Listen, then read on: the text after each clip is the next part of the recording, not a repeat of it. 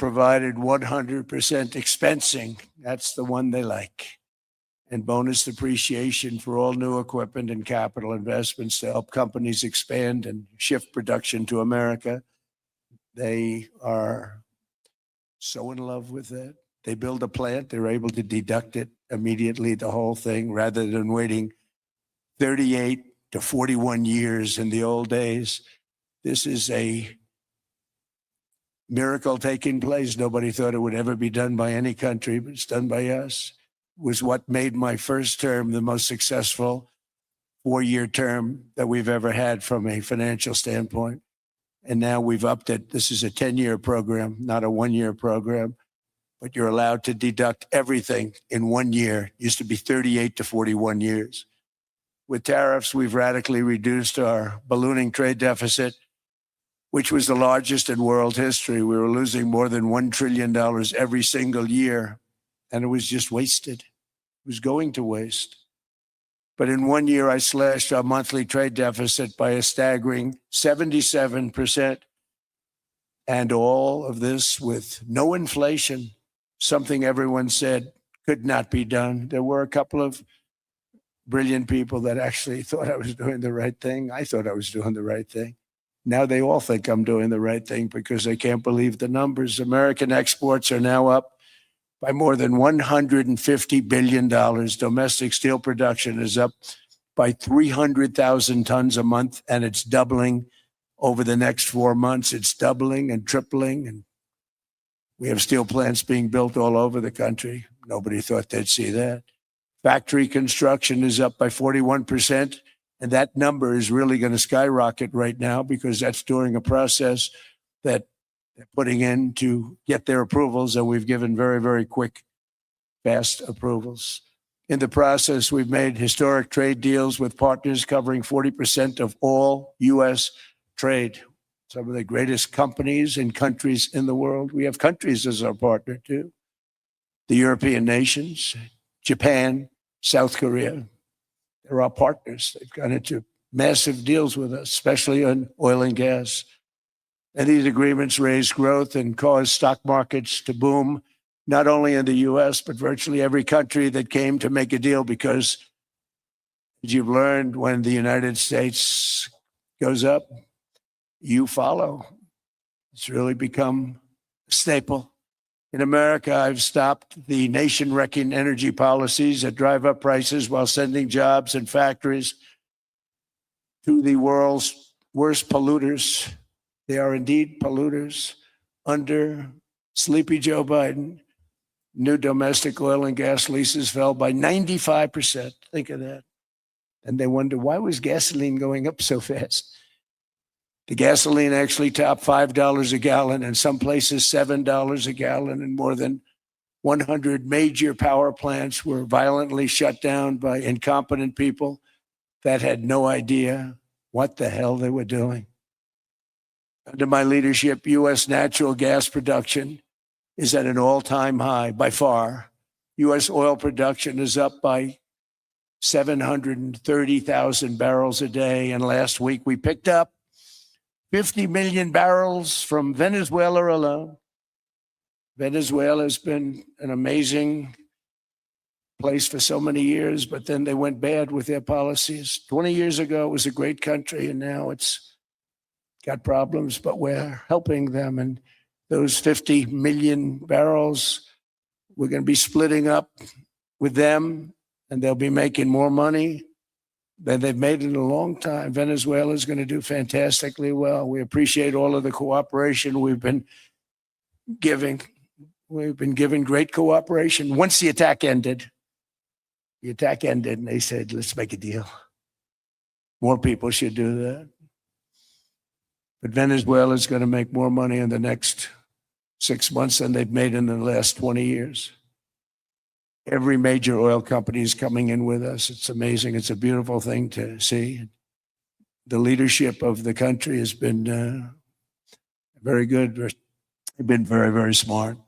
The price of gasoline is now below $2.50 a gallon in many states, $2.30 a gallon in most states, and will soon be averaging less than $2 a gallon. In many places, it's already down even lower, $1.95 a gallon. Numerous states are at $1.99, numbers that nobody has heard for years. Actually, since my last administration, we got it down to around those numbers. I've signed an order directing and approval of many new nuclear reactors. We're going heavy into nuclear. I was not a big fan because I didn't like the risk, the danger, but they have the progress they've made with nuclear is unbelievable. And the safety progress they've made is incredible. We're very much into the world of nuclear energy, and we can have it now at good prices and very, very safe. And we're leading the world in AI by a lot. We're leading China by a lot. I think President Xi respects what we've done, in part because I've allowed these big companies building these massive buildings to build their own electric capacity. They're building their own power plants, which when added up is more than any country anywhere in the world is doing. I read recently an article in the Wall Street Journal that China's creating so much energy, and they are. I got to hand it to them. But we're creating as much or more, and we're letting them do that. I'm very proud of it. It was my idea. I said, you can't create this much energy. We needed more than double the energy currently in the country just to take care of the AI plants. And I said, we can't do that. We have an old grid system. And I came up with the idea, you people are brilliant. You have a lot of money. Let's see what you can do. You can build your own electric generating plants. And they looked at me. They didn't believe me. All of the names that are, I think, in the room right now, if you want to know the truth, they didn't believe it. And I said, no, you can't. They came back 2 weeks and they didn't have the plant. They said, we thought you were kidding. I said, no, not only am I not kidding, you're going to have your approvals within 2 weeks. I always say nuclear will take 3 weeks. But most aren't going that. They're going oil and gas. They're even going coal in some cases. Because of my landslide election victory, the United States avoided the catastrophic energy collapse, which befell every European nation that pursued the Green New Scam, perhaps the greatest hoax in history. The Green New Scam, windmills all over the place, destroy your land. Destroy your land. Every time that goes around, you lose $1,000. You're supposed to make money with energy, not lose money. Here in Europe, we've seen the fate that the radical left tried to impose on America. They tried very hard. Germany now generates 22% less electricity than it did in 2017. And it's not the current chancellor's fault. He's solving the problem. He's going to do a great job. But what they did before he got there, I guess that's why he got there. And electricity prices are 64% higher. The United Kingdom produces just 1/3 of the total energy from all sources that it did in 1999. Think of that, 1/3. And they're sitting on top of the North Sea, one of the greatest reserves anywhere in the world, but they don't use it. And that's one reason why their energy has reached catastrophically low levels with equally high prices. High prices, very low levels. Think of that, 1/3. And you're sitting on top of the North Sea. And they like to say, well, that's depleted. It's not depleted. It's got 500 years. They haven't even found the oil. The North Sea is incredible. They don't let anybody drill. Environmentally, they don't let them drill. They make it impossible for the oil companies to go. They take 92% of the revenues. So the oil companies say, we can't do it. They came to see me. Is there anything you can do? I want Europe to do great. I want UK to do great. Sitting on one of the greatest energy sources in the world, and they don't use it. In fact, their electricity prices have soared 139%. There are windmills all over Europe. There are windmills all over the place. They are losers. One thing I've noticed is that the more windmills a country has, the more money that country loses and the worse that country is doing. China makes almost all of the windmills. And yet I haven't been able to find any wind farms in China. Did you ever think of that? It's a good way of looking at it. They're smart. China's very smart. They make them, they sell them for a fortune. They sell them to the stupid people that buy them, but they don't use them themselves. They put up a couple of big wind farms, but they don't use them. They just put them up to show people what they could look like. They don't spin. They don't do anything. They use a thing called coal mostly. China goes with the coal. They go with oil and gas. They're starting to look at nuclear a little bit. And they're doing just fine. They make a fortune selling the windmills, though. And I think really that's one that they wouldn't be surprised if it stopped. They are shocked that it continues to go. They're very friendly with me. They're shocked that people continue to buy those damn things. They killed the birds. They ruin your landscapes. Other than that, I think they're fabulous, by the way. Stupid people buy them. The consequences of such destructive policies have been stark, including lower economic growth, lower standards of living, lower birth rates, more socially disruptive migration, more vulnerability to hostile foreign adversaries, and much, much smaller militaries. The United States cares greatly about the people of Europe. We really do. I mean, look, I am derived from Europe, Scotland and Germany. 100% Scotland, my mother, 100% German, my father. And we believe deeply in the bonds we share with Europe as a civilization. I want to see it do great. That's why issues like energy, trade, immigration, and economic growth must be central concerns to anyone who wants to see a strong and united West, because Europe and those countries have to do their thing. They have to get out of the culture that they've created over the last 10 years. It's horrible what they're doing to themselves. They're destroying themselves. These beautiful, beautiful places.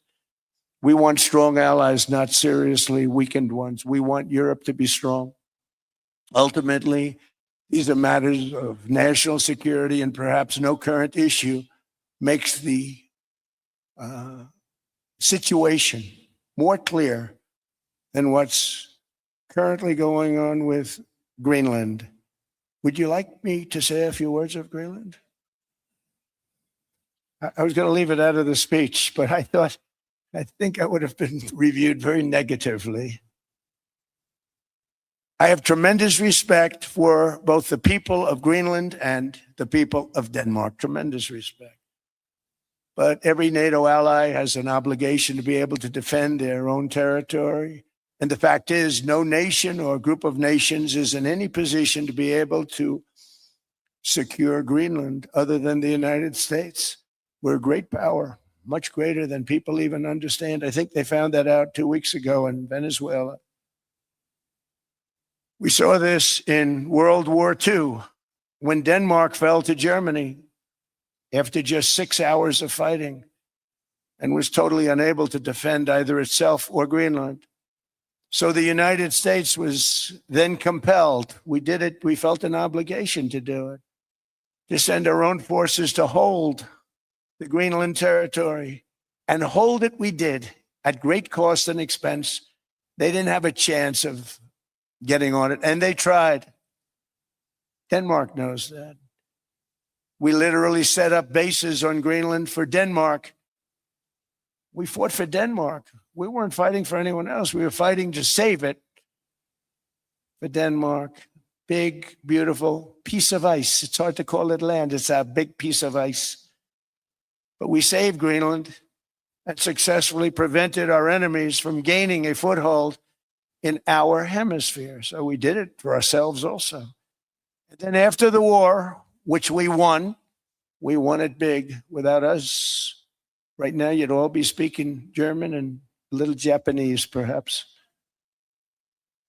After the war, we gave Greenland back to Denmark. How stupid were we to do that? But we did it. But we gave it back. But how ungrateful are they now? So now our country and the world face much greater risks than it did ever before because of missiles, because of nuclear, because of weapons of warfare that I can't even talk about. 2 weeks ago, they saw weapons that nobody ever heard of. They weren't able to fire one shot at us. They said, what happened? Everything was discombobulated. They said, we've got them in our sights. Press the trigger, and nothing happened. No anti-aircraft missiles went up. There was one that went up about 30 feet and crashed down right next to the people that sent it. They said, what the hell is going on? Those defensive systems were made by Russia and by China. So they're going to go back to the drawing boards, I guess. Greenland is a vast, almost entirely uninhabited and undeveloped territory. It's sitting undefended in a key strategic location between the United States, Russia, and China. That's exactly where it is, right smack in the middle. Wasn't important nearly when we gave it back. You know, when we gave it back, it wasn't the same as it is now. It's not important for any other reason, you know, everyone talks about the minerals. There's so many places. There's no rare earth, no such thing as rare earth. There's rare processing, but there's so much rare earth. And this, to get to this rare earth, you got to go through hundreds of feet of ice. That's not the reason we need it. We need it for strategic national security and international security. This enormous unsecured island is actually part of North America on the northern frontier of the Western Hemisphere. That's our territory.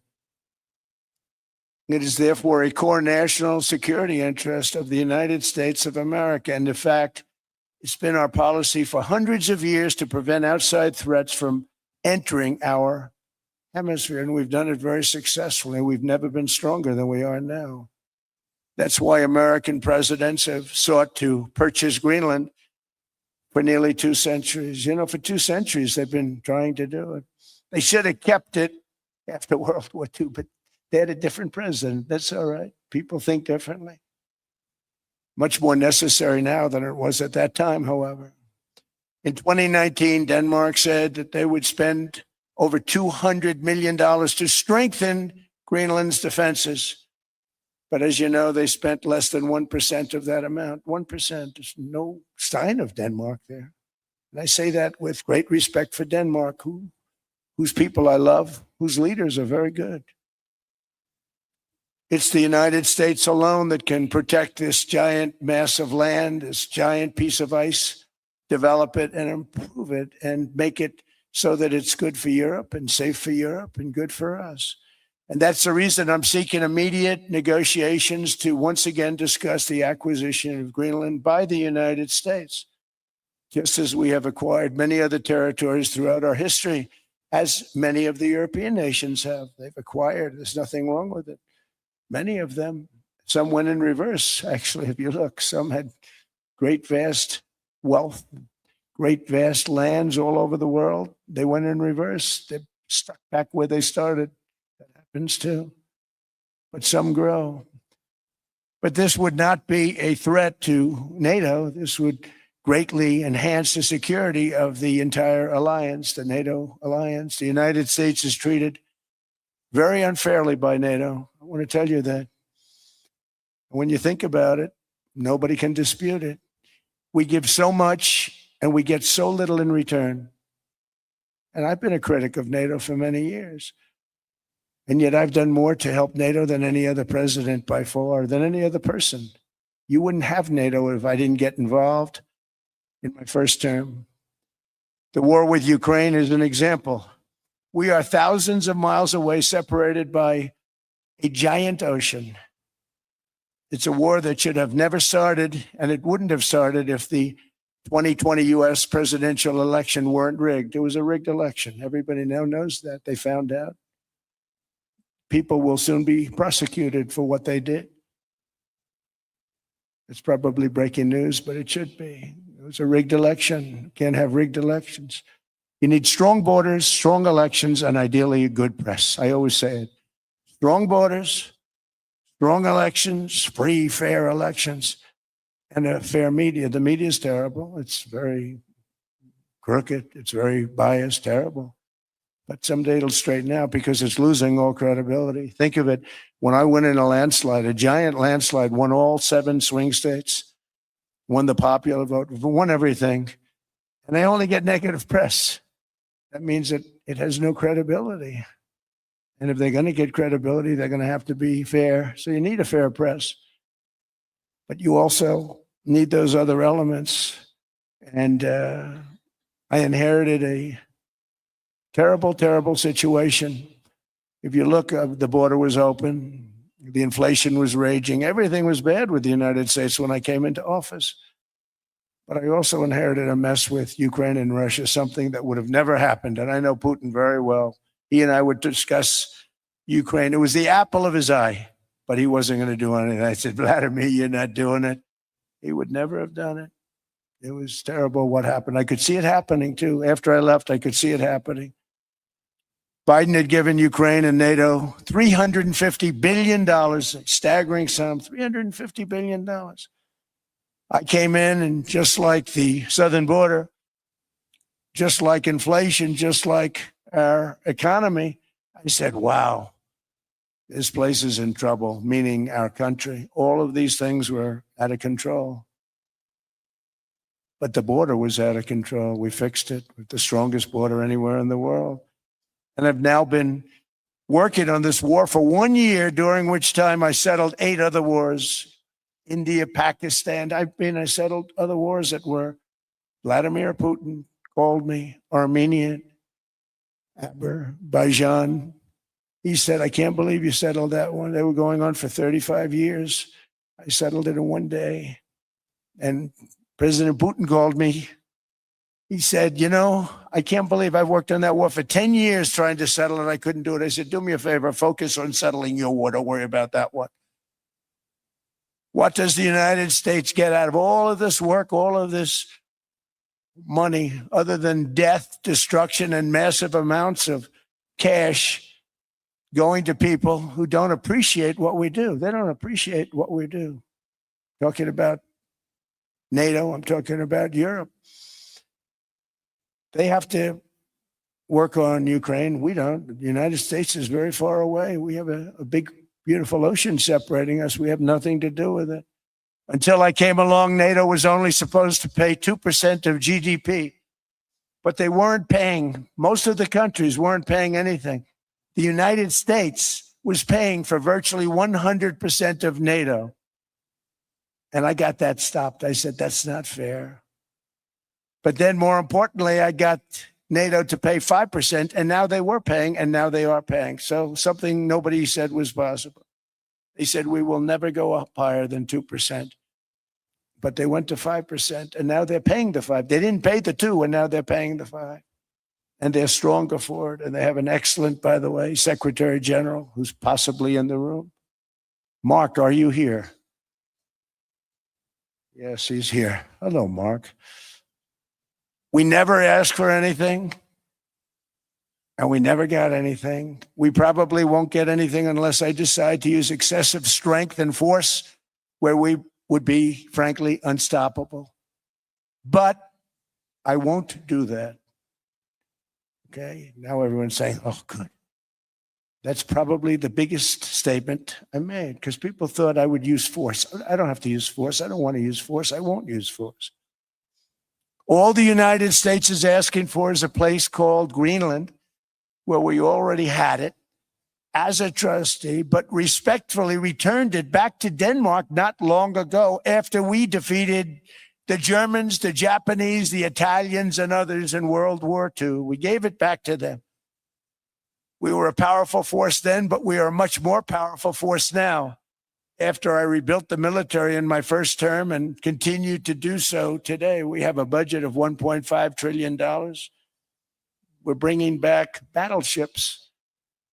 Battleship is 100 times more powerful than the great battleships you saw in World War II, those great, big, gorgeous ships, the Missouri, the Iowa, the Alabama. Because I thought maybe we could take them out of mothballs. They said, no, sir, these ships are 100, think of that, 100 times more powerful than those big, magnificent pieces of art that you saw so many times ago, that you still see on television. You say, wow, what a force. 100 times, each ship 100 times more powerful than the big battleships of the past. So that was the end of the mothball story. So what we have gotten out of NATO is nothing except to protect Europe from the Soviet Union and now Russia. I mean, we've helped them for so many years. We've never gotten anything, except we pay for NATO. We paid for many years until I came along. We paid for, in my opinion, 100% of NATO because they weren't paying their bills. And all we're asking for is to get Greenland, including right title and ownership, because you need the ownership to defend it. You can't defend it on a lease. Number one, legally, it's not defensible that way, totally. And number two, psychologically, who the hell wants to defend a license agreement or a lease, which is a large piece of ice in the middle of the ocean where if there is a war, much of the action will take place on that piece of ice. Think of it. Those missiles would be flying right over the center of that piece of ice. All we want from Denmark for national and international security and to keep our very energetic and dangerous potential enemies at bay is this land on which we're going to build the greatest golden dome ever built. We're building a golden dome that's going to, just by its very nature, going to be defending Canada. Canada gets a lot of freebies from us, by the way. They should be grateful also, but they're not. I watched your prime minister yesterday. He wasn't so grateful. But they should be grateful to us. Canada lives because of the United States. Remember that, Mark, the next time you make your statements. What we did for Israel was amazing, but that's nothing compared to what we have planned for the United States, Canada, and the rest of the world. We are going to build a dome like no other. We did it for Israel. And by the way, I told Bibi, stop taking credit for the dome. That's our technology. That's our stuff. But they had a lot of courage and they were good fighters and they did a good job. And we wiped out the Iran nuclear threat like nobody can believe. Nobody's ever seen anything like it. That, Venezuela, taking down Soleimani, wiping out al-Baghdadi when he tried to reinstitute ISIS. We did a lot. A lot of big things, all perfectly executed. Everyone was perfectly executed. Somebody told me that, a military expert told me, sir, everything you've done has been perfectly executed. I said, I know.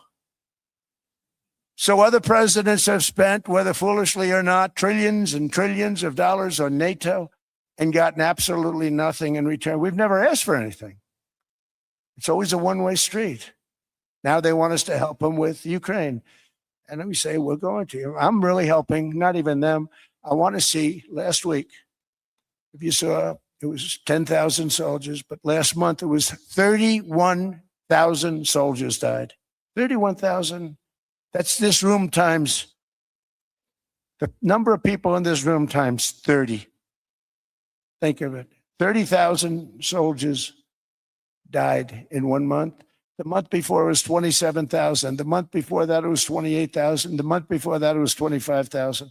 It's a bloodbath over there. And that's what I want to stop. It doesn't help the United States, but these are souls. These are young people. Look like you, look like some of you right in the front row. They go to war. Their parents are so proud. Oh, there he goes, comes back. 2 weeks later, they get a call, your son's head's been blown off. I want to stop it. It's a horrible war. It's the worst since World War II. They keep going, they'll exceed World War II. The numbers are staggering, how many people they've lost. They don't want to talk about it. Ukraine and Russia lost just tremendous amounts. And I'm dealing with President Putin, and he wants to make a deal, I believe. I'm dealing with President Zelensky, and I think he wants to make a deal. I'm meeting him today. He might be in the audience right now. But they got to get that war stopped because too many people are dying, needlessly dying. Too many souls are being lost. It's the only reason I'm interested in doing it. But in doing it, I'm helping Europe, I'm helping NATO, and I've until the last few days when I told them about Iceland, they loved me. They called me daddy, right? Last time. Very smart man said, he's our daddy. He's running it. I was like running it. I went from running it to being a terrible human being. But now what I'm asking for is a piece of ice, cold and poorly located, that can play a vital role in world peace and world protection. It's a very small ask compared to what we have given them for many, many decades. But the problem with NATO is that we'll be there for them 100%. But I'm not sure that they'd be there for us. If we gave them the call, gentlemen, we are being attacked. We're under attack by such and such a nation. I know them all very well. I'm not sure that they'd be there. I know we'd be there for them. I don't know that they'd be there for us. So with all of the money we expend, with all of the blood, sweat, and tears, I don't know that they'd be there for us. They're not there for us on Iceland, that I can tell you. I mean, our stock market took the first dip yesterday because of Iceland. So Iceland's already cost us a lot of money. But that dip is peanuts compared to what it's gone up. And we have an unbelievable future in that stock. That stock market is going to be doubled. We're going to hit 50,000, and that stock market's going to double in a relatively short period of time because of everything that's happening. But this is a good example. After giving NATO and European nations trillions and trillions of dollars in defense, they buy our weapons. We make the greatest weapons in the world, but now we're going to make them faster, much faster. You saw that. I put a cap on the salaries, and I put no buybacks, no stock buybacks, no various other things that they were doing. I mean, they were making $50 million, but it would take them 3 years to give you a Patriot missile. I said, that's not good. My chauffeur can do a better job than that, and he makes slightly less than 50. They make big salaries. If they're going to make those big salaries, they're going to have to produce a lot faster. The good news is we have the greatest equipment in the world. Now we're going to start making it a lot faster. They're going to build additional plants. And all of the money that goes into stock buybacks is going to go into building plants. We're not allowing stock buybacks by defense companies any longer. They're going to build new plants to make Tomahawks, Patriots. We have the best equipment, F-35s. F-47, the new one just coming out. They say it's the most devastating plane, fighter jet ever. Who knows? They called it 47. If I don't like it, I'm going to take the 47 off it. I wonder why they called it 47. We'll have to think about that. But if I don't like it, I'm going to take that 47 off. But it's supposed to be the stage 6. It's supposed to be the first stage 6 plane, undetectable, like our B-2 bombers were undetectable. They flew right over Iran. They were undetectable. And they did their job, and they got the hell out of there. So we want a piece of ice for world protection, and they won't give it. We've never asked for anything else, and we could have kept that piece of land, and we didn't. So they have a choice. You can say yes, and we will be very appreciative, or you can say no, and we will remember. A strong and secure America means a strong NATO. And that's one reason why I'm working every day to ensure our military is very powerful. Our borders are very strong. And above all, our economy is strong because national security requires economic security and economic prosperity. And we have the greatest that we've ever had. Biden and his allies destroyed our economy and gave us perhaps the worst inflation in American history. They say 48 years, I say forever, but I think 48 years is the equivalent to forever. Whether it's 48 years or ever, it's terrible. Costing the typical family $33,000. What they did to this country should never, ever be forgotten. It's early. But he has to be rated as the worst president we've ever had by far. The auto pen did much of the damage. The auto pen, he was the auto pen president. Because I don't believe a sane president would have ever signed the kind of things that he signed. But now grocery prices, energy prices, airfares, mortgage rates, rent, and car payments are all coming down, and they're coming down fast. We inherited a mess, but we've done a hell of a job in 12 months. Under my most favored nation policy for drug prices, the cost of prescription drugs is coming down by up to 90%, depending on the way you calculate. You could also say 5, 6, 7, 800%. There are two ways of figuring that. But we have a favored nations policy that every president wanted. No president was able to get. I got it. And other nations approved it. And I had to use tariffs in order to get it because they said, no way. In other words, a pill that costs 10% in London costs $130. Think it costs $10 in London, costs $130 in New York or in Los Angeles. And I'd say, boy, that's bad. Friends of mine would say, you know, we go to London, you can buy the stuff for nothing. We go all over the world, we can buy it for nothing. Because basically America was subsidizing every nation in the world because presidents allowed them to get away with it. It became very tough. So when I called up Emmanuel Macron, I watched him yesterday with those beautiful sunglasses. What the hell happened?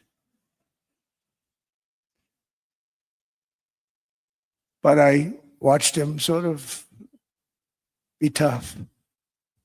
But he was at $10 for a pill.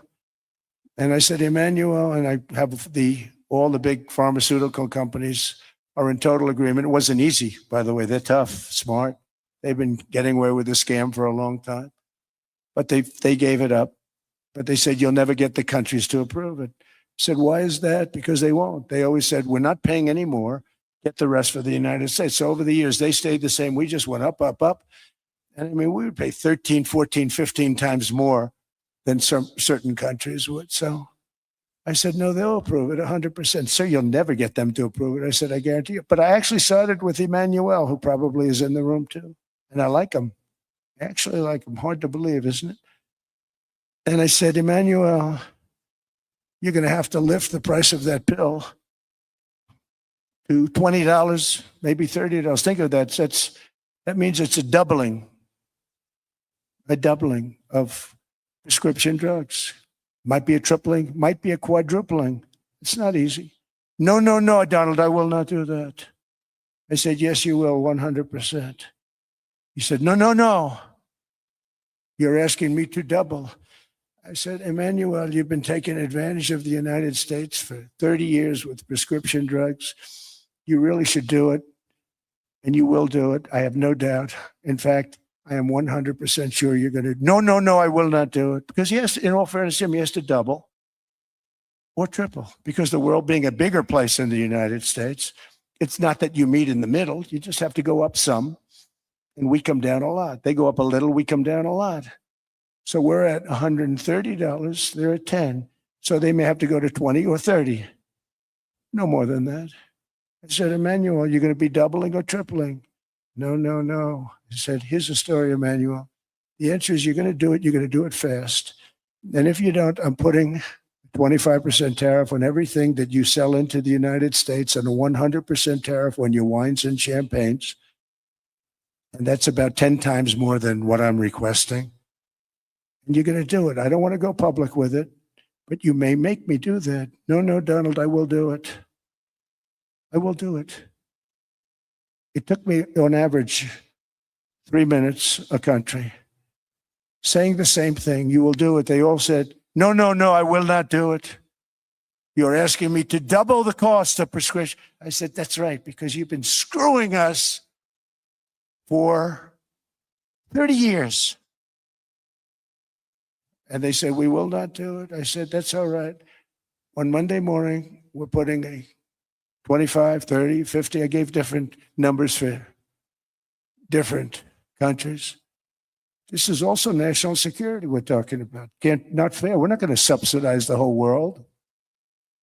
And every one of those countries have agreed to do it.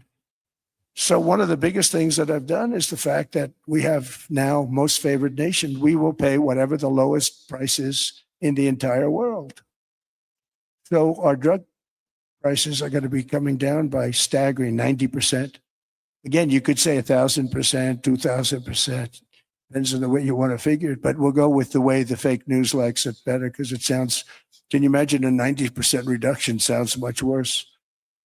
But drug prices are going to be coming down tremendously in all the nations, and I appreciate them doing it, but they did it, in all fairness, without tariffs, I wouldn't have been able to get it done.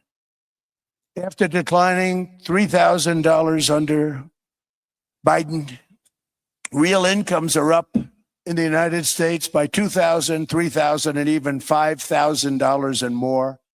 Home ownership has always been a symbol of health and vigor of American society, but that goal fell out of reach for millions and millions of people in the Biden era because interest rates went up so high. Today, I'm taking action to bring back this bedrock of the American dream. In recent years, Wall Street giants and institutional investment firms, many of you are here, many of you are good friends of mine, many of you are supporters. Sorry to do this to you, I'm so sorry. But you've driven up housing prices by purchasing hundreds of thousands of single-family homes, and it's been a great investment for them. Often as much as 10% of houses on the market. You know, the crazy thing is a person can't get depreciation on a house. But when a corporation buys it, they get depreciation. Okay, that's something we're going to have to think about too. I don't know if too many people think about that. You buy a corporation, they buy 500 houses, they buy hundreds of thousands, they buy 500 houses, they can take depreciation. A person sweats and works and buys one house, they can't. But homes are built for people, not for corporations, and America will not become a nation of renters. We're not going to do that. That's why I have signed an executive order banning large institutional investors from buying single-family homes. It's just not fair to the public. They're not able to buy a house. And I'm calling on Congress to pass that ban into permanent law, and I think they will. One of the biggest barriers to saving for a down payment has been surging credit card debt. The profit margin for credit card companies now exceeds 50%, one of the biggest. And they charge Americans interest rates of 28%, 30%, 31%, 32%. Whatever happened to usury? So to help our citizens recover from the Biden disaster, all caused by this just horrible president, I'm asking Congress to cap credit card interest rates at 10% for 1 year. And this will help millions of Americans save for a home. They have no idea they're paying 28%. They go out there a little late in their payment and they end up losing their house. It's terrible. To unleash innovation and savings and financing, I'm also working to ensure America remains the crypto capital of the world. And to that end, last year, I signed the landmark Genius Act into law. Now Congress is working very hard on crypto market structure legislation, Bitcoin, all of them, which I hope to sign very soon, unlocking new pathways for Americans to reach financial freedom. And I did it for two reasons. Number one, I thought it was politically good, and it was. I got tremendous political support. But more importantly, China wanted that market too. It's just like they want the AI. And we've got that market, I think, pretty well locked up. If I didn't do it, Biden was totally against it until before the election when they realized that, there were millions of people voting against him over crypto. And all of a sudden they loved it very much, but it was too late. They blew it. But it is politically popular, but it's much more importantly, we have to make it so that China doesn't get the hold of it. And once they have that hold, we're not going to be able to get it back. So I'm honored to have done it. Finally, I've instructed government-backed institutions to purchase up to $200 billion in mortgage bonds to bring down interest rates. And I'll be announcing a new Fed chairman in the not too distant future. I think he'll do a very good job. See, I gave away some of it. He did give that away. So we have something, got something, but somebody that's very respected. They're all respected. They're all great. Everyone that I interviewed is great. Everyone could do, I think, a fantastic job. Problem is they change once they get the job. They do. They're saying everything I want to hear, and then they get the job. They're locked in for 6 years. They get the job, and all of a sudden, let's raise the rates a little bit. I call them, sir, we'd rather not talk about this. It's amazing how people change once they have the job, but it's too bad. sort of disloyalty, but they got to do what they think is right. We have a terrible chairman right now, Jerome, too late Powell. He's always too late. And he's very late with interest rates, except before the election, he was just fine for the other side. So we're going to have somebody that's great, and we hope he does the right job. Last week, the average 30-year mortgage rate dropped below 6% for the first time in many years. Another major factor in driving up housing costs was the mass invasion of our borders. And I have to say one thing about housing, because nobody ever says this. I am very protective of people that already own a house, of which we have millions and millions and millions. And because we have had such a good run, the house values have gone up tremendously. And these people have become wealthy. They weren't wealthy. They become wealthy because of their house. And every time you make it more and more and more affordable for somebody to buy a house cheaply, you're actually hurting the value of those houses, obviously, because the one thing works in tandem with the other. And I don't want to do anything that's going to hurt the value of people that own a house, who for the first time in their lives are walking around the streets of whatever city they're in, very proud that their house is worth $500,000, $600,000, $700,000. Now, if I want to really crush the housing market, I could do that so fast and people could buy houses, but you would destroy a lot of people that already have houses. In some cases, they've mortgaged their house, and the mortgage would be very low. And all of a sudden, the mortgage without any changes becomes very high, and they end up losing the house. I'm not going to hurt, and I speak with Scott, who's doing a fantastic job, and Howard, who's doing a fantastic job, and all of my people. And I always say, look, I can crush the hell out of the market. We can drop interest rates to a level, and that's one thing we do want to do. That's natural. That's good for everybody. The dropping of the interest rates, we should be paying a much lower interest rate than we are. We should be paying the lowest interest rate of any country in the world, because without the United States, you don't have a country. I mean, I had a case with Switzerland. We happened to be in Switzerland. Maybe I'll give you a quick story. But they were paying nothing. They make beautiful watches, great watches, Rolex, all of them. They were paying nothing to the United States when they sent their product in. And we had a $41 billion deficit, $41 billion, with this beautiful place. Flew over it, isn't it nice? So I said, let's put a 30% tariff on them so that we get back some of it, not all of it at all. We'd still have a deficit, big deficit. We had 41 million. That's a big deficit. And I said, let's put a tariff on. Different tariffs, different places. You're all party to them. In some cases, victims to them. But in the end, it's a fair thing. And most of you realize that. But we put a 30% tariff on Switzerland, and all hell broke loose. They were calling, like you wouldn't believe. And I know so many people from Switzerland, incredible place, incredible, brilliant place.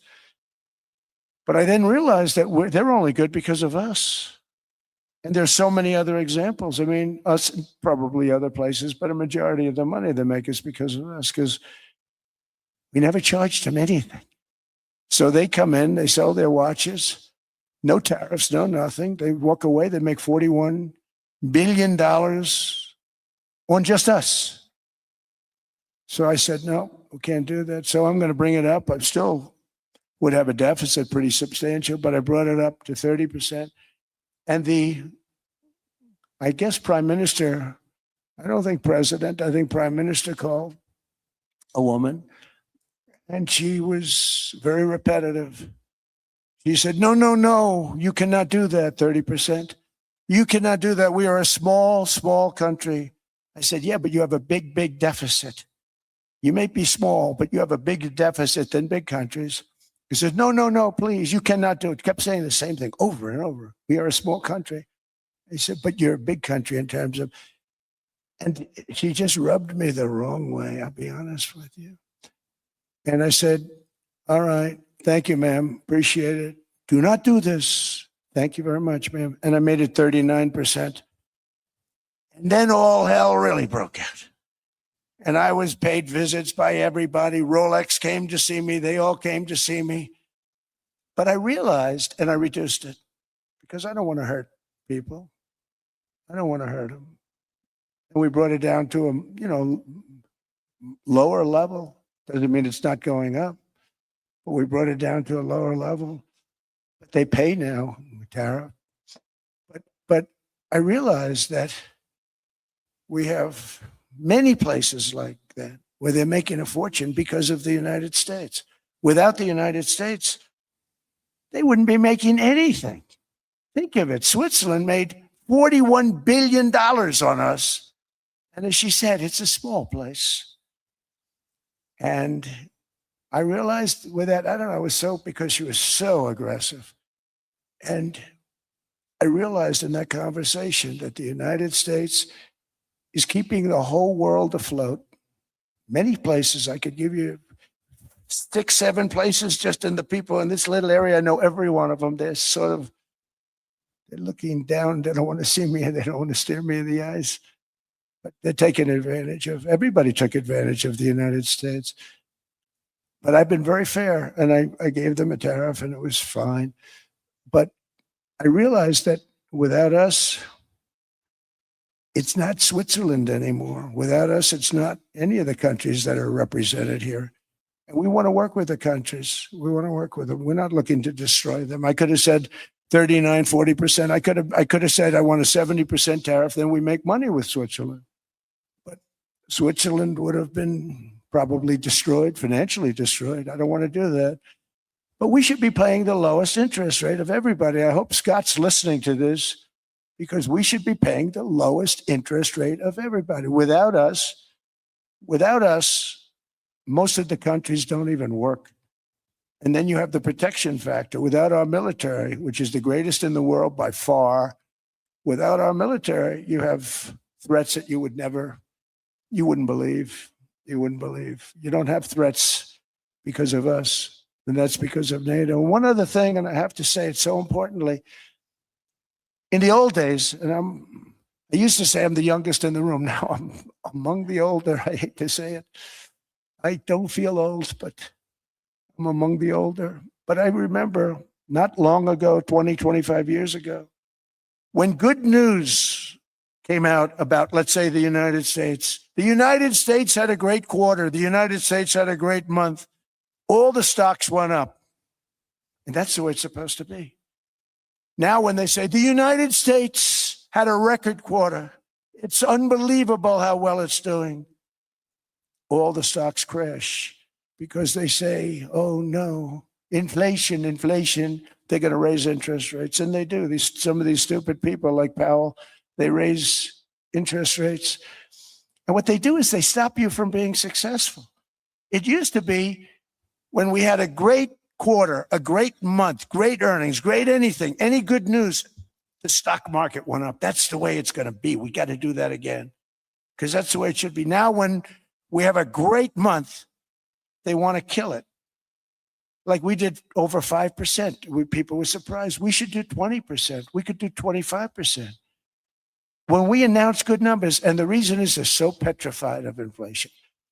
And growth doesn't mean inflation. We've had tremendous growth with very low inflation. In fact, growth can fight inflation, proper growth. So we want to get back to the days when we announce great numbers, because we're going to be announcing phenomenal. You know, all these factories that are being built at record, thousands of businesses are being built right now. Remember, $18 trillion is invested. I think the second number is 3. And that was China many years ago. Investments in the country from outside. 18 trillion, nobody's ever seen. And that's money coming in and building things, factories. Thousands of businesses are being built, thousands. Hundreds of big factories, car plants are moving back to the United States. They're coming in from Canada. They're coming in from Mexico, from Japan. Japan's coming in and building plants here in order to avoid tariffs. They're coming in from China. They're coming in from all over the world. We have more plants being built now, car plants, than we've ever had built, even in the heyday from the 1940s and 50s. They're bigger. They don't use renovations anymore where they take an old plant, they rip it down, they build a brand new plant, super modern plant. But it's happening at levels that nobody's ever seen. In 2024, the U.S. built less than 2 million new homes, but Biden admitted more than 8 million new migrants. And those days are over. In 2025, for the first time in 50 years, the United States had reverse migration. Boy, that was nice. And these were criminals that were being taken out of our country because they allowed people to come into our country from jails, from gangs, drug dealers, murderers. 11,888 murderers. We've gotten most of them out. And then ICE gets beat up by stupid people from leadership in Minnesota. We actually are helping Minnesota so much, but they don't appreciate it. Most places do. You know, Washington, D.C. is the safest place now in the United States. It was a very dangerous place to walk. And now you can walk with your wife, your kids, right through the middle of the city. Right now, Washington, D.C. is as safe as it gets. It was one of the most unsafe, I had to admit. We sent in the military, the National Guard. Within 2 months, it was great. Within 3 months, it's like a really great place and a safe place and a beautiful place. It's even been cleaned up. The graffiti's gone. The fences are gone. We don't have to worry about fences anymore. All of the places, the grasses are cut and replaced with new grass in many cases. It's all going to happen in the spring. But Washington and D.C. is beautiful again, and it's safe. New restaurants are opening up. They were all closing. Now you can't get into a restaurant. Restaurants in Washington, D.C. are all opening. Memphis also, Memphis, Tennessee, New Orleans, Louisiana. We were there for 3 weeks. We've cut the crime down by 64% within another month. We'll have virtually no crime there. We can do that all over. We're going to help the people in California. We want to have no crime. I know Gavin was here. I used to get along so great with Gavin when I was president. Gavin's a good guy. And we're going to, if he needed it, I would do it in a heartbeat. I'd love to see. We did help them a lot in Los Angeles, a lot with the early in my term when they had some problems. But we would love to do it. I will say this, if I were a Democrat governor or whatever, I would call up Trump. I'd say, come on in, make us look good, because we're cutting crime down to nothing. And we're taking people out, career criminals who are only going to do bad things, and we're bringing them back to their countries. But where we've done it, it's been amazing. And we have a capacity to do it at much greater levels.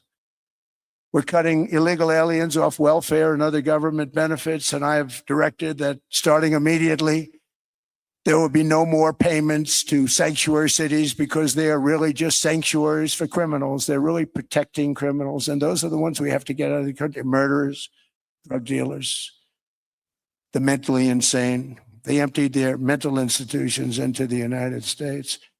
And despite that, we have the lowest crime numbers that we've ever had in the history of the country. Just came out.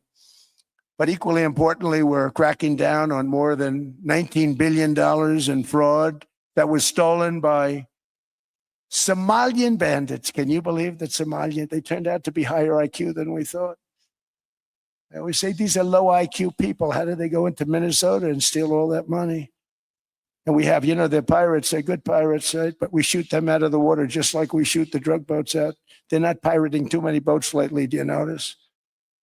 When they go out into those boats, they want to take over $1.5 billion tanker loaded up with oil. And they say, we're going to blow up your boat. They have powerful weapons. You hit the side of the boat, you blow the whole thing up.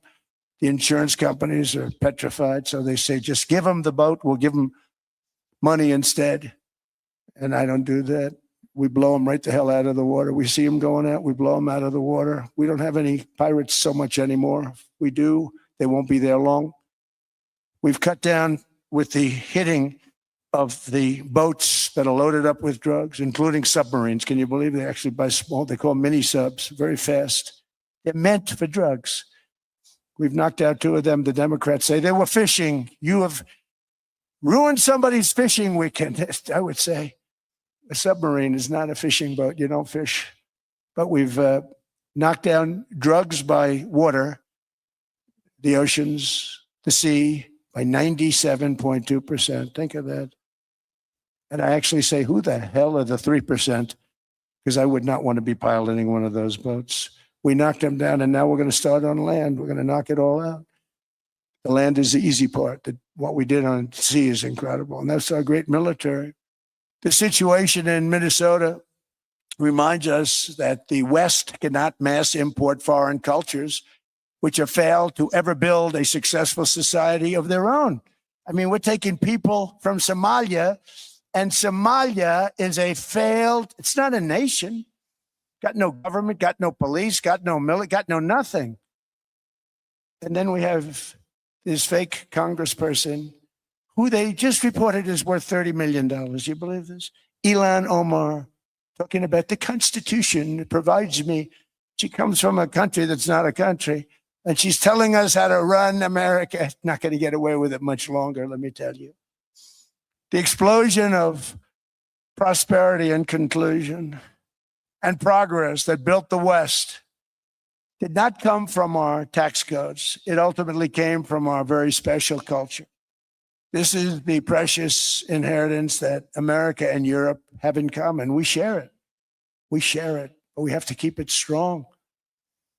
We have to become stronger, more successful, and more prosperous than ever. We have to defend that culture and rediscover the spirit that lifted the West from the depths of the Dark Ages to the pinnacle of human achievement. We live in an incredible, changing period. It's an unbelievable time, but we have to take advantage of the time that we're in. In our hands are technologies that our ancestors could scarcely have. I mean, they couldn't have even dreamt some of the things that we see today. And so rapidly they're produced. I mean, AI, 2 years ago, nobody ever heard of the term, and now everybody's talking about it. And it can have some very good purpose. It could also have some dangerous purpose. And for that, we have to watch out. But some tremendous things are happening because of it. And we're leading by so much. We're doing so well. But opportunities that are bigger and grander than ever before in human history are right before us. It is the pioneers in this room. Many of you in this room are true pioneers. You're two truly brilliant people. Just your ability to get a ticket is brilliant because you have about 50 people for every seat. I don't know what, that's Larry. Everything Larry touches turns to gold. He made this very successful. But you're in this room, and some of you are the greatest leaders anywhere in the world. You're the greatest brains anywhere in the world. And the future is unlimited, and to a large part because of you. And we have to protect you, and we have to cherish you. I always say we have to cherish our brilliant people because there aren't many of them. So together with confidence, boldness, and persistence, let us lift up our people, grow our economies, defend our shared destiny, and build a future for our citizens that is more ambitious, more exciting, more inspiring, and greater than the world has ever seen. We're in a position to do things that nobody else has ever even thought of before.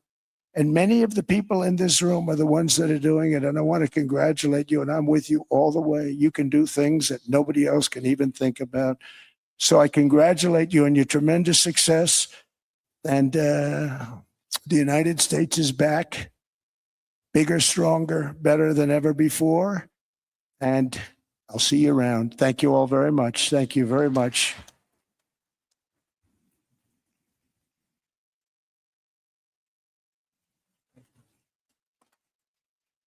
Thank you.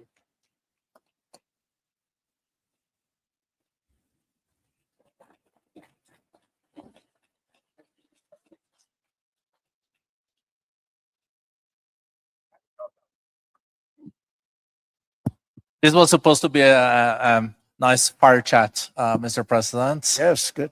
You I got set up. I did know. You made the job for the moderator really easy. Thank you, Mr. President, for your speech.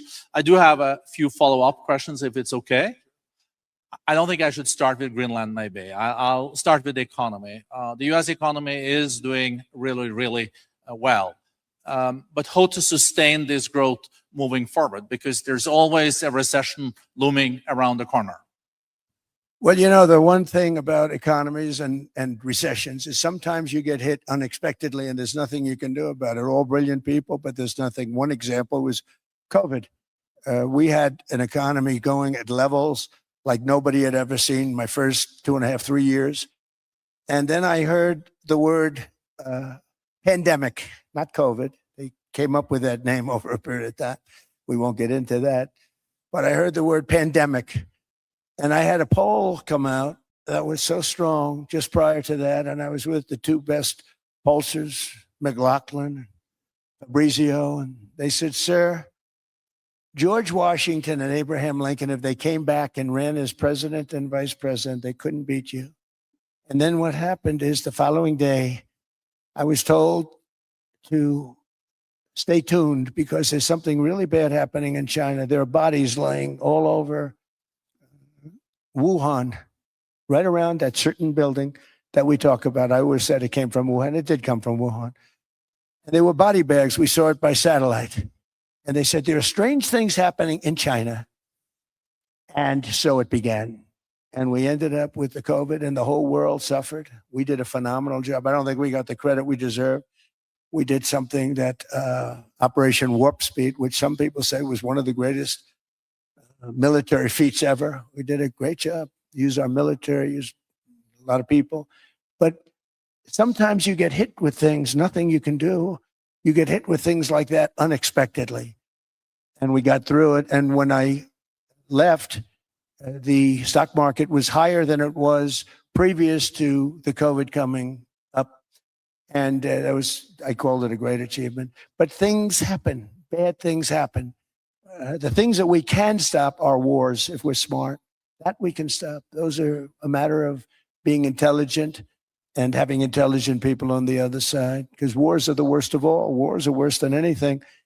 But we can stop wars because that's sort of up to us. But things like dust flying in the air, wherever COVID comes from or whatever comes, sometimes you have to be a little bit lucky. But we are poised to have an economy like no other, not only in this country, but anywhere. And you know, when you hear the kind of numbers that I can tell you that Scott Bessent was with me the other day, and he's looking at numbers. He said, I can't. And that's all he's done his whole life, pretty much your whole life. Scott, you weren't going to be a football player, I don't think. Scott was not that great at football, but he was always good at numbers, right? And he was looking at numbers. He said, I've never seen anything like this. We're poised to do things that no other country's ever done. And, you know, luck, I hate to say it, but we need a little luck. We don't want to get hit by something that nobody could have thought. Whoever thought we were going to hit by a pandemic? You know, when I heard the word pandemic, I said, oh, that's an ancient problem.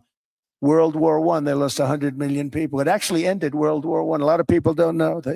The Spanish flu in World War I ended the war because all the soldiers were sick. The soldiers were so sick on both sides.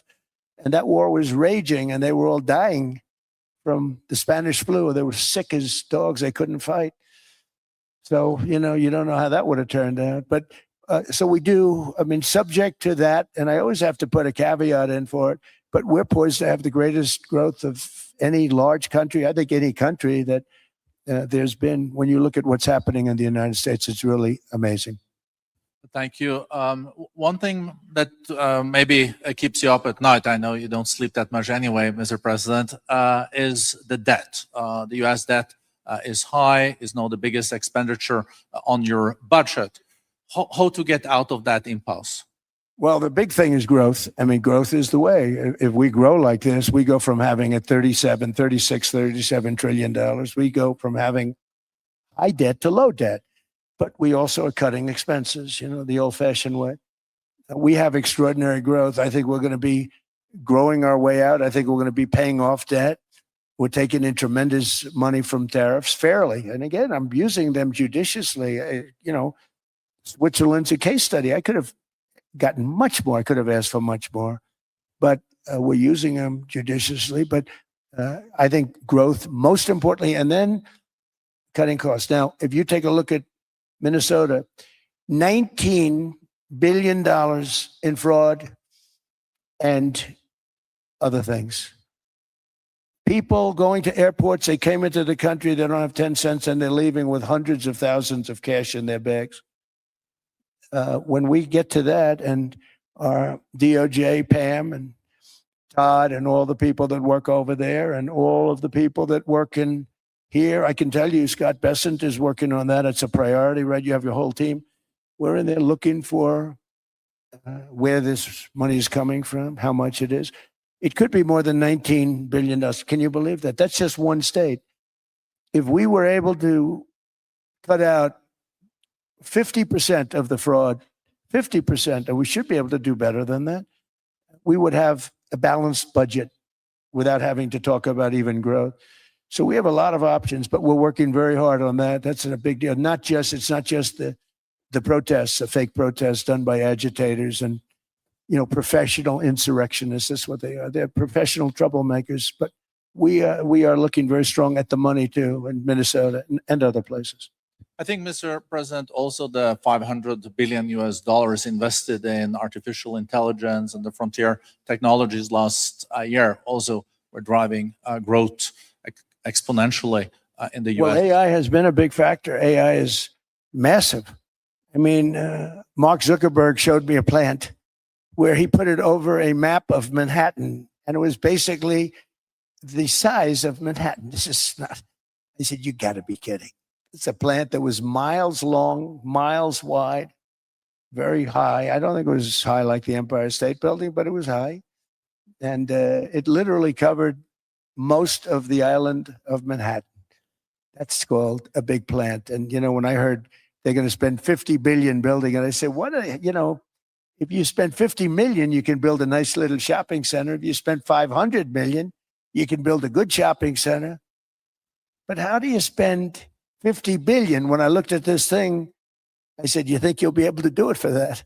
It's amazing when, some of the plants that I see, and I see them all. And again, so big as we're letting them build their own electric generation. This way we have no problem. And otherwise they'd be complaining. There'd be nobody able to be, we have an old grid system. And not only that, they're going to sell at a very cheap price the excess electricity that they create back into our grid. So that'll solve some problems for certain states that don't have enough electricity. We also know that on the AI, there is fierce competition between the US as the largest economy in the world, 27% of the global GDP and 5% of the global population, not doing that badly, and China.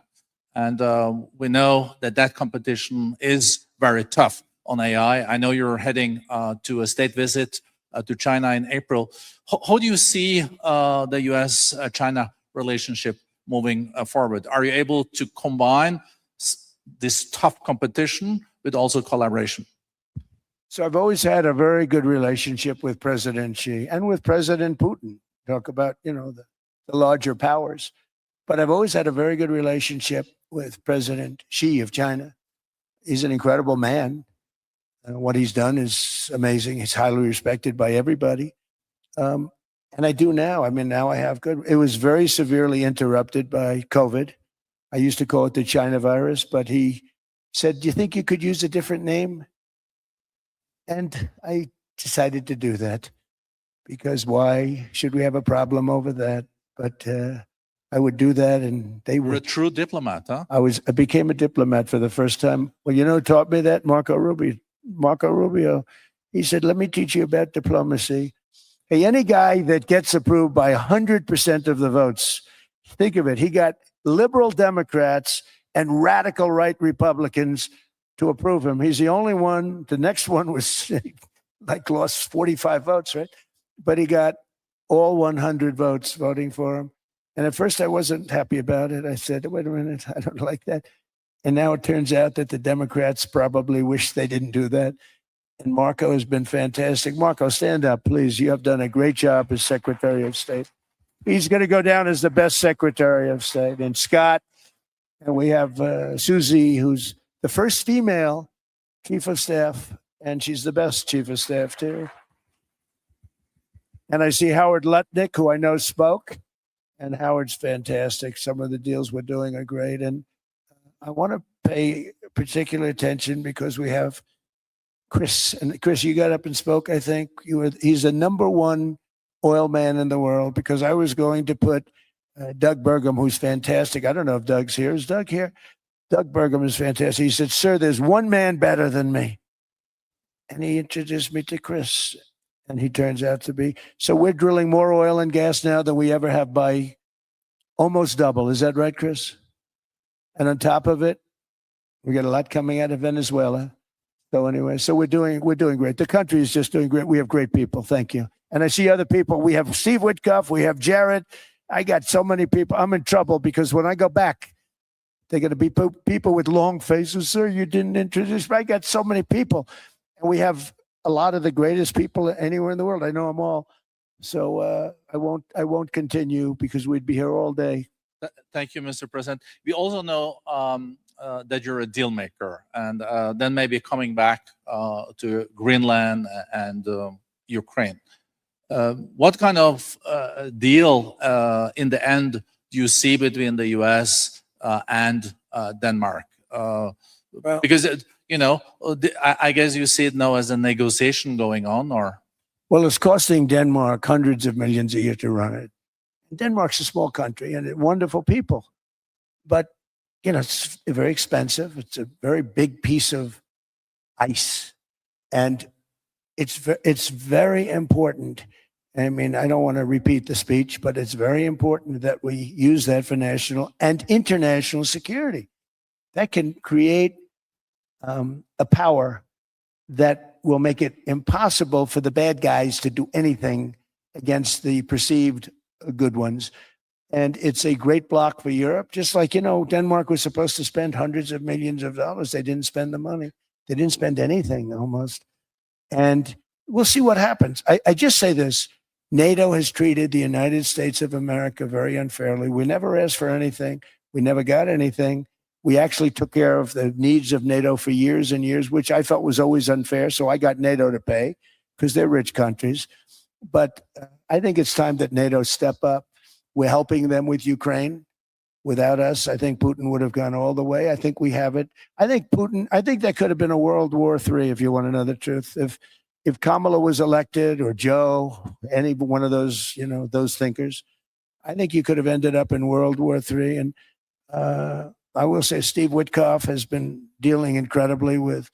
We're not going to have World War III. We want to get it stopped, but we're not going to have World War III. I think if I wasn't elected, I think that could have evolved into World War III. It was a very, very bad situation. And it still is, but it's not that kind of bad. It's bad because so many young people are being killed. How close do you think there is on an agreement on Ukraine? I had the pleasure of speaking with Steve Witkoff and Jared Kushner yesterday. I know they're working hard on it. I know that they're also traveling now. Do you see this very close, or still? Well, I hate to say it. I thought that was going to be, so I settled 8 wars plus. And I thought that was going to be one of my easier ones. Not the easiest. Some I settled in a matter of hours, because I'm good at that stuff. The United Nations should be doing this. I shouldn't be doing it, but it doesn't matter. It's got to get done. Saving a lot of lives. We're saving millions of lives. With Ukraine, Russia, there's tremendous hatred between President Zelensky and President Putin. That's not good. That's not good for settlements. We know from dealing. There's abnormal hatred. With that being said, I think Russia wants to make a deal. I think Ukraine wants to make a deal. And we're going to try getting a deal done. I think, Steve, I can say that we're reasonably close. But what happens is oftentimes we'll have a deal with Russia. Russia's set, and President Zelensky will not do it. You saw that when he was in the Oval Office. I was not happy. And then we'll have President Zelensky wants to make a deal, and Putin doesn't want to make the deal. It's a very difficult balance, and it's big time, and it is, to use a word, it's a bloodbath. It's horrible what's happening. It's a drone war. The drones are killing, thousands of people a week, thousands. We have to get it stopped. So I believe they're at a point now. I'm going to meet with President Zelensky later today. I believe they're at a point now where they can come together and get a deal done. And if they don't, they're stupid. That goes for both of them. And I know they're not stupid. But if they don't get this done, they are stupid. So I don't want to insult anyone, but you got to get this deal done. Too many people are dying. It's not worth it. President Sisi is sitting on the first row here. He spoke earlier today and also complimented you on the Gaza deal. I think there will be a signing tomorrow. Of course, there are different views on this, but how important do you think this signing is on the board of peace? And do you think this is going to sustain? Do you think we now will see Gaza reconstructed and billions of US dollars invested? I do. I mean, I think we have peace in the Middle East. There are some little situations like Hamas, and Hamas has agreed to give up their weapons. Now, you know, they were born with a weapon in their hand, so it's not easy to do. When they were born with a rifle in their hand. It's not an easy thing for them, but that's what they agreed to. They've got to do it. And we're going to know, Jared, over the next 2 or 3 days, certainly over the next 3 weeks, whether or not they're going to do it. If they don't do it, they'll be blown away very quickly. They'll be blown away. You know, we have 59 countries that are part of that whole peace deal. And some of those countries aren't even they're near the Middle East, but they're not in the Middle East traditionally. And they want to come in and take out Hamas. They want to come in. They want to do whatever they can. There's a problem with Hezbollah in Lebanon, and we'll see what happens there. But that's a problem. But there are these little flames, but there's peace in the Middle East. Now, had we not gone in and knocked out with those big, beautiful, we just ordered 25 brand new ones, the latest and the greatest, the B-2 bomber. Think of them, they went in there at 2 o'clock in the morning with no moon, no light, no nothing, and every single one of those massive bombs hit its target, 100,000-pound bombs hit its target, every one of them. And then on top of it, from a submarine 300 miles away, we hit the sites with tomahawks, which is an unbelievable weapon. So, you know, we did our job. If we didn't do that, you would have never had peace in the Middle East. And the countries like Saudi Arabia, UAE, and Qatar could never have, and others could never have signed anything because you would have had this dark cloud, and the dark cloud was Iran with nuclear. Iran would, if we didn't take them out, they would have had a nuclear weapon within 2 months. They were very close to having the nuclear weapon, and we hit them hard. And it was a total obliteration. If they may try again, but they're going to have to try from a different area because that area was obliterated. Incredible thing we did. And because we did that, we were able to make peace. If we didn't do that, I would say, Jared and Steve, if we didn't do that, there was no chance of making peace because the countries I just named and other countries could have never signed off. They were afraid. They were afraid. We had a bully. The bully was Iran, the bully of the Middle East. They used to call it for years. They were the bully of the Middle East. They're not the bully of the Middle East anymore.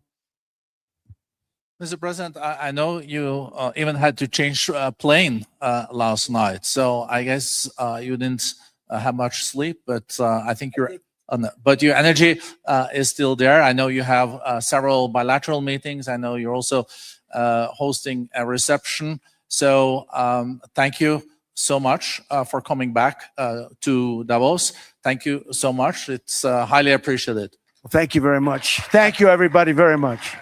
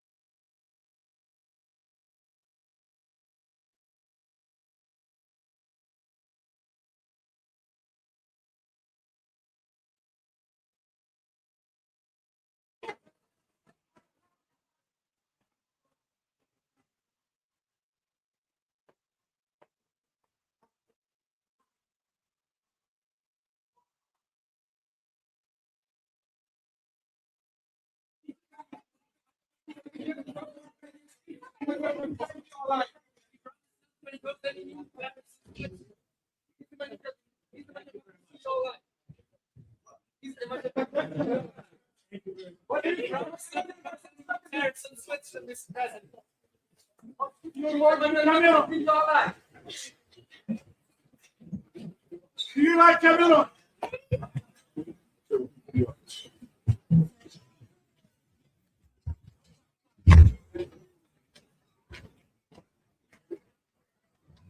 Thank you.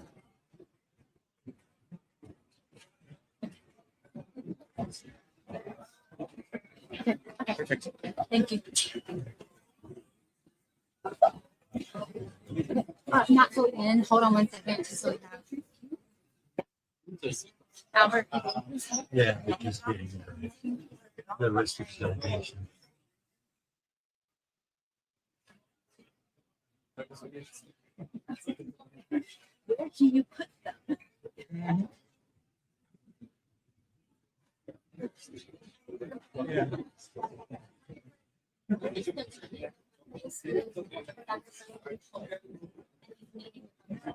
It's more than that. More than that.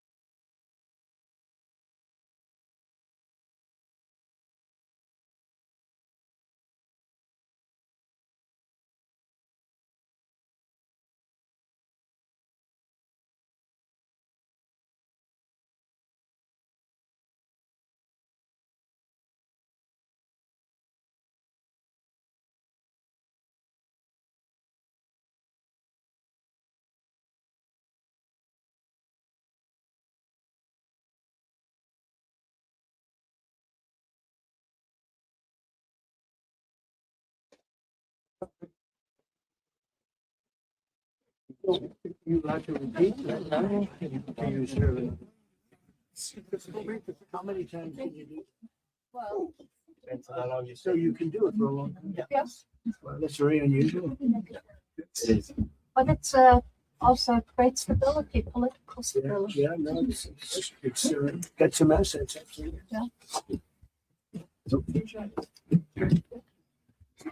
Yes. So, thank you, Mr. President. It's a pleasure for me to receive you in Davos. Davos, without you, it's not truly Davos. I agree. The President of US is something special, rare, and we appreciate that you are coming. You know the colleagues. Yes. We win some time, and I would like, I know personally Mr. State Secretary Bessent, Mr. Lutnick, Mr. Greer. We have a meeting tomorrow, and Mr. Rubio, and thank you for appointing in Switzerland as Ambassador Gingrich. She do a very good job, and I think it's possible to boost our relationships the next year. Mr. President, another time, thank you. Well, thank you very much, Mr. President. And I will say you do have a great ambassador. And she will, she keeps her husband very much in line. She doesn't play games, right, Newt? She keeps him in line. He's over here also. I want to thank my team for having worked out a very fair deal with Switzerland, and it's an honor. I speak about you often. You're a great country, a beautiful country. You do make great watches too, that I can say. There's nobody like you for watches, which is a big deal. But I appreciate the treatment we've been given, and we will always reciprocate. And thank you very much for having us. Thank you. It's a pleasure. And with your team, we have good relations. We are working hard to finalize the agreement. We have this joint agreement, but I'm optimistic that we can go forward. And the investment pledge, the private sector promise, I think it are on the way. And we already see this unbalance you mentioned during your speech is actually on correction. It's actually, we have the last statistic, a surplus 8.8 US dollars in the favor of US. But at the end, what it's important for me and for the two countries, it's a win-win perspective. And I think my team and your team are working hard to find something very, very good. Very good. Is there really a surplus? Because that's a very unusual thing with Switzerland. I think in the last couple of months, it started to reverse the other Wow, way. that's And unusual. when they bring That's never happened before. and I'm when they very bring the proud of fact- that. I'm very proud of that. Right, when they bring their pharmaceuticals to Yeah. America, then that'll settle. Yes, that's a very big thing. We're That's the bringing big all pharmaceuticals are coming into America, so it's really a big thing. Press, do you have any questions, please? Sir, are you going to meet Zelensky today or tomorrow? Tomorrow. I believe it's tomorrow. Yep. It's tomorrow. We just want to clarify that. Okay.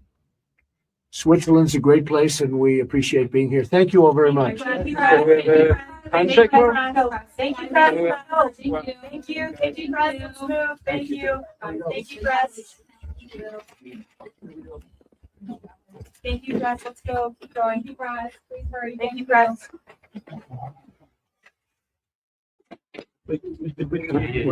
I saw.